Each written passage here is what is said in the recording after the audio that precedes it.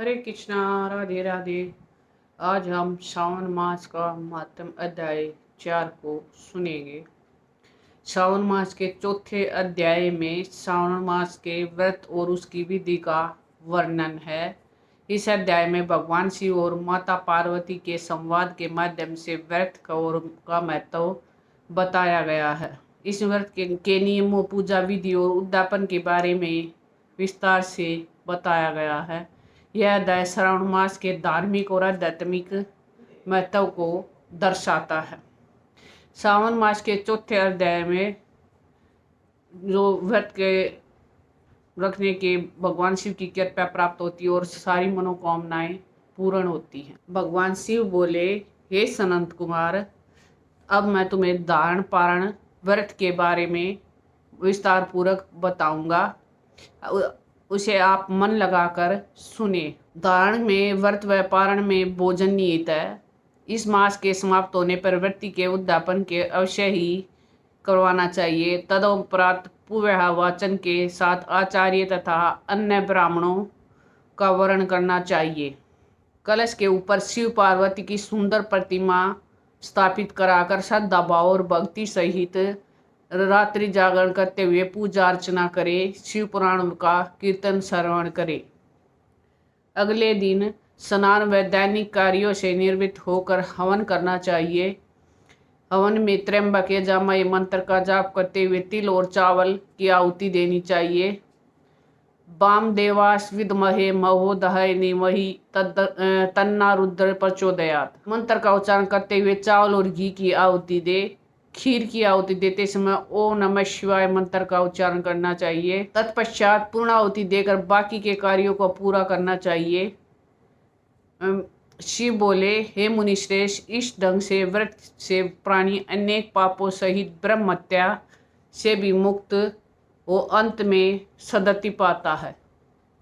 शिव बोले, हे सनंत कुमार, अब मैं तुम्हें इस श्रावण मास के किए जाने वाले व्रत की विधि बताता हूँ। आप ध्यान पूर्वक सुने। पुरुष अथवा नारी को इस व्रत को करने के लिए ब्रह्मचार्य व्रत धारण करते हुए प्रथमा विधि को व्रत का संकल्प कर लेना चाहिए। अमावस्या वाले दिन मनुष्यों को व्यस्त ध्वज धारण किए हुए शिव का शोपचार से पूजन करना चाहिए। विसर्जन से पूर्व ब्राह्मण वस्त्राभूषण दक्षिणा स्वरूप प्रदान करे, उन्हें भोजन ग्रहण करवाना चाहिए। हे सनंत कुमार, इस उपाय से श्रावण मास व्रत धारण करना मुझे अति प्रिय है। रुद्रवती तिथि में संख्या 1,00,000 होनी चाहिए। साधारण रुई से 11-11 बत्तियां बनानी चाहिए। यह बत्तियां मेरी प्रियता के कारण रुद्रवती कहलाती है। श्रावण मास में के प्रथम दिन के यह संकल्प करके प्रतिदिन 1000 बत्तियां के पूजा अर्चना करूंगा।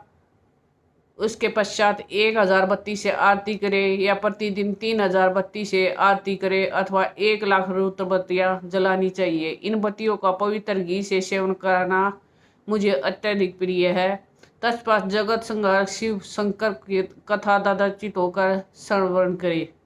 सनंत कुमार, हे देवादिदेव महादेव, मुझ पर अनुग्रह करके यह बताएं कि इस व्रत का क्या प्रभाव है, यह व्रत किसने किया और उद्यापन विधि क्या है। ये सनंत कुमार ने भगवान से पूछा। शंकर देव जी बोले, हे सनंत कुमार, यह रुद्रवती व्रत सब उपवासों में श्रेष्ठ और समस्त उपद्रवों का नाश तथा पुण्य फलदायक सौभाग्य प्रदान करता है।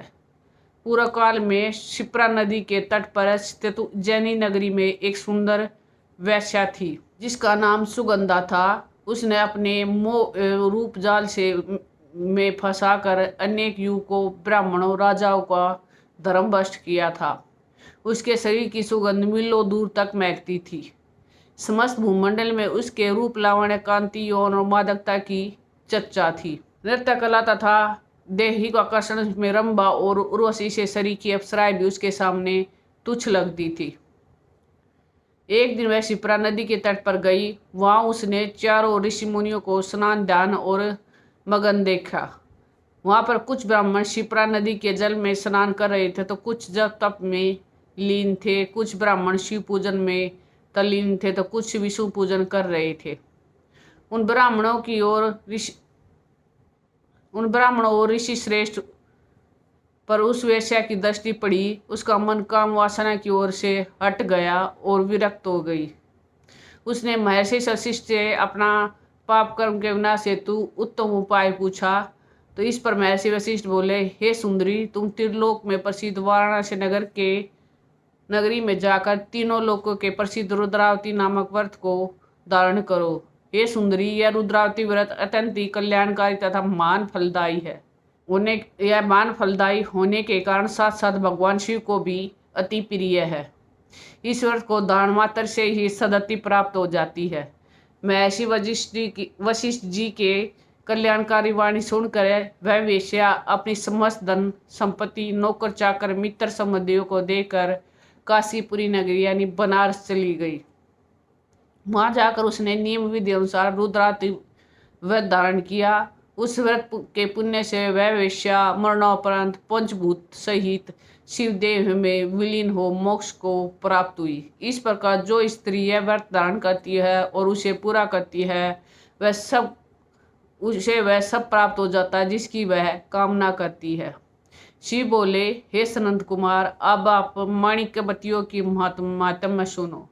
इन माणिक्यवतियों के मात्र व्रत धारण करने से ही नारी मेरे अर्धासन को प्राप्त कर लेती है, जहाँ पर वह वहाँ पर होने तक मेरी प्रिय होकर सुखपूर्वक निवास करती है। मैं व्रत पूरा करने के लिए व्रत उद्यापन हेतु उपाय बतलाता हूँ, आप सुने।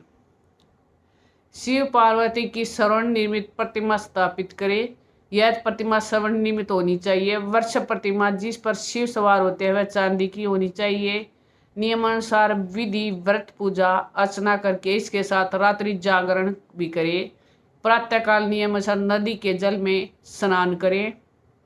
प्रातःकाल नदी के जल में स्नान करें। भक्ति भाव और श्रद्धापूर्वक आचार्य का वर्ण कर 11 ब्राह्मणों के सहयोग से घी, पायस और विल्व होम पूरा करे।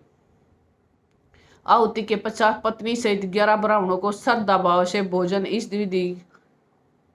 विधि और उपाय से जो स्त्री व्रत करती है वह सब प्रकार के दुष्कर्मों से और पापों से मुक्त होकर अंत में मोक्ष को पाती है।